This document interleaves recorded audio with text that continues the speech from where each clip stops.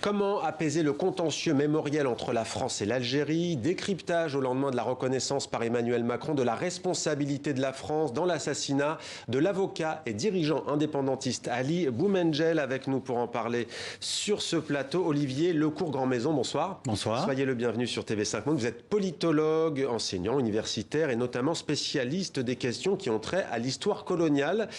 Avec nous également en direct d'Alger, Fouad Soufi. Merci beaucoup d'être avec nous. Vous êtes chercheur au Centre de recherche en anthropologie sociale et culturelle d'Oran, ancien numéro 2 aussi de la Direction générale des archives nationales d'Algérie. Et je précise que vous êtes historien archiviste. Avec nous également notre éditorialiste Slimane Zeguidour. Bonsoir Slimane. Bonsoir. Fouad Soufi, la première question, elle est pour vous. Vous avez salué chez nos confrères du journal francophone algérien El Watan la décision d'Emmanuel Macron que je viens d'évoquer. Vous avez dit c'est courageux, mais vous avez dit aussi maintenant c'est à nous de faire le travail, c'est-à-dire c'est-à-dire que c'est pas à nous à réagir, mais c'est à nous aussi à agir.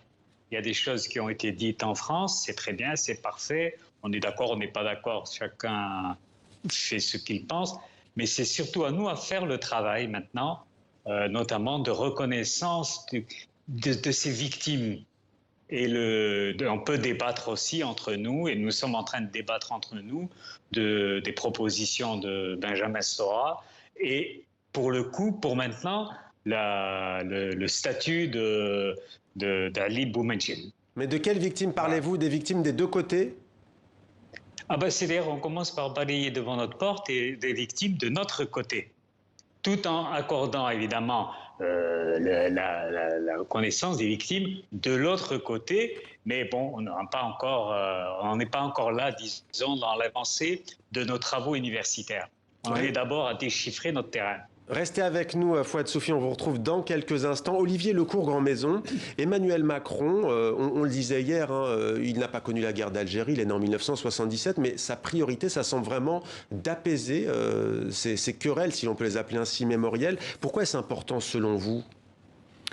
C'est important parce que c'est une affaire pendante d'une part en France entre différentes forces politiques et bien sûr entre la France et l'Algérie.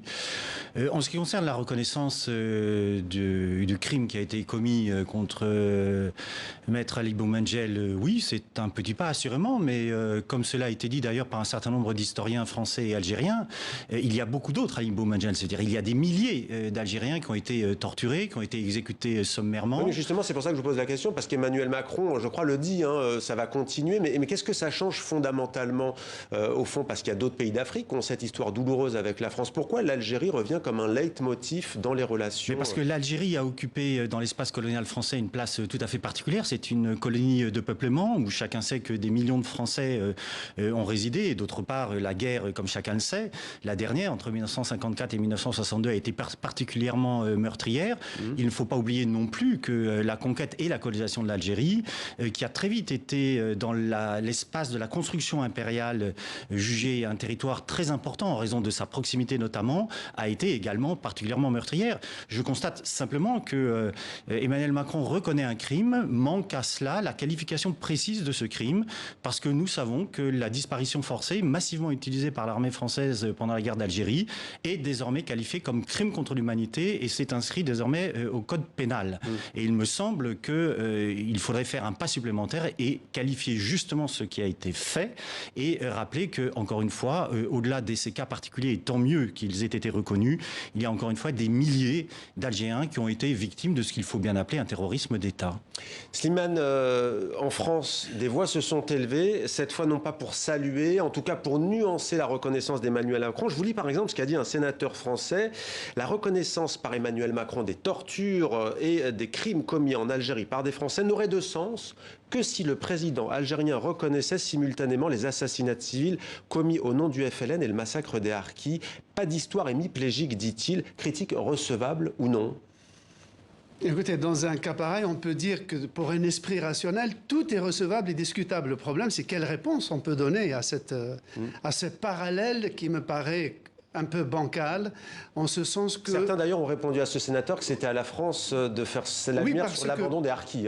Parce que la France était politiquement responsable de la situation en Algérie. Donc selon la rationalité interétatique, elle est responsable en tant qu'État, en tant que sujet de droit international. Le FLN, qui a commis des exactions, lui n'était pas une organisation étatique qui avait paraphé des résolutions internationales. Donc il n'y a pas le même degré d'implication. Et je reviens, c'est que le responsable du conflit, c'était l'État français. Donc au nom de la continuité de l'État, il y a une responsabilité. Et la première condition, première conséquence de la responsabilité d'un État, c'est le devoir de rendre des comptes. Un jour ou l'autre, notamment vis-à-vis des victimes et surtout des victimes des disparus. Fouad Soufi, en direct d'Alger, l'Algérie réclame toutes les archives, mais dites-moi si je me trompe, il semble qu'elle n'ouvre pas les archives qu'elle-même possède, notamment à des historiens, parmi lesquels vous êtes le premier. Est-ce que ce n'est pas contradictoire ? Ah bah oui, c'est toujours contradictoire. Je ne veux pas dire que c'est logique comme démarche. Mais ce qu'il faut peut-être arrêter de dire, c'est pas parce qu'un responsable algérien s'exprime que c'est l'Algérie qui parle.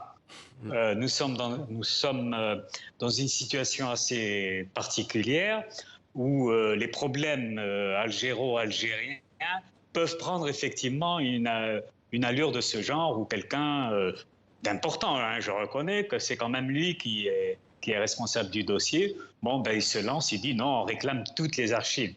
Mais bon, je vais être direct, sincère et franc, il sait très bien que c'est pas vrai. Et il sait très bien que c'est pas possible.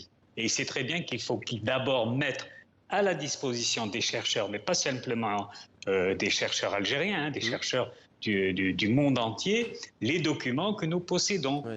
Encore une fois, je vais me répéter, il faut balayer devant sa porte avant de donner des leçons de morale aux autres. Bon, à bon entendeur, Fouad Soufi, difficile de ne pas parler de l'actualité en Algérie. On sait qu'il y a des détenus d'opinion, on sait qu'il y a ce mouvement du Hirak. La colonisation, c'était bien entendu pas d'indépendance, c'était les crimes, c'était la torture. 59 ans après, les manifestants scandent le mot arabe istiqlal, qui veut dire justement indépendance, et dénoncent aussi la torture, à l'image d'ailleurs, on va peut-être le voir à l'image d'un tweet d'Amnesty International, section algérienne. Qu'est-ce que ça vous inspire ? Non, ce qui se dit dans la rue ne me paraît pas du premier choix. Hein, c'est vrai. Ce qui se dit dans la rue n'emporte pas toujours mon adhésion. Non, mais scandez le mot, pardonnez-moi, scandez le mot indépendance, on veut une deuxième indépendance. Pour vous, c'est anodin, ça ? Non, ça cache peut-être quelque chose d'autre. Mais quoi ? Voilà, ça ne me convainc pas comme slogan politique. Ça ne me convainc pas.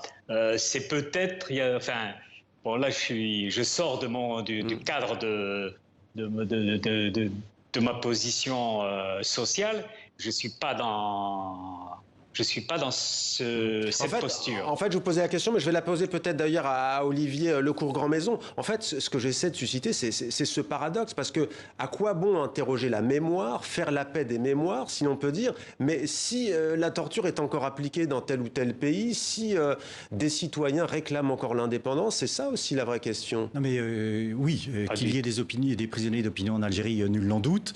Vous avez fait référence à une association internationale de défense des droits de l'homme qui est au-dessus de tout soupçon et qui, en général et en particulier, rend des rapports extrêmement précis et circonstanciés. Ouais. Que la torture ait été appliquée, il y a eu un cas récent en Algérie qui a défrayé la chronique. Cela doit être reconnu, mais encore une fois, il ne faudrait pas que ces cas-là de torture, qui doivent être évidemment dénoncés et pour lesquels il faudrait que justice soit rendue, servent ici d'argument pour dire, vous voyez, eux aussi torturent. Comme dirait l'autre, nul ne peut se prévaloir des turpitudes d'autrui, et par conséquent, encore une fois, je pense que l'État français, et par la voix de son représentant éminent, Emmanuel Macron, devrait reconnaître qu'effectivement, comme il l'a dit à une télévision algérienne en tant que candidat, mais il s'est bien gardé de le répéter en tant que président, qu'effectivement la colonisation a été un crime contre l'humanité. Slimane, sur cette question, sur ce paradoxe d'un État qui demande à une puissance qui était jadis occupante de reconnaître ses crimes, mais qui lui-même a été accusé, encore une fois, depuis ce qu'on a appelé la décennie noire, la guerre civile, d'avoir lui-même commis des crimes. Bon, d'abord, aucun État n'est a priori prémuni contre le recours à la violence ou à la torture. Je reviens sur la demande par la rue de l'indépendance. Oui. Tout le monde sait que l'Algérie est indépendante, que l'Algérie est un sujet de droit international pleinement. Mais je crois que dans cette métaphore, la demande de l'Istiklal, c'est une façon de narguer le pouvoir, c'est une façon de dire que la libération n'est pas encore la liberté, que l'indépendance n'est pas encore la souveraineté, Ouais, c'est ce que vous et dites, que la libération, c'est un Sophie, combat ouais. qui continue et qui n'aura peut-être jamais de fin. Y compris contre les... On ne devient pas indépendant seulement contre un occupant étranger, on le devient indépendant aussi contre des pouvoirs à l'intérieur de sa propre société. Fouad Soufi, en direct d'Alger. Allez, le mot de la fin est pour vous. Il nous reste 30 secondes. Revenons plutôt aux archives. Non, mais quel est votre espoir, peut-être, justement, vous, en tant qu'historien, à l'avenir? Non. Ben, je l'ai déjà dit il y a quelques mois.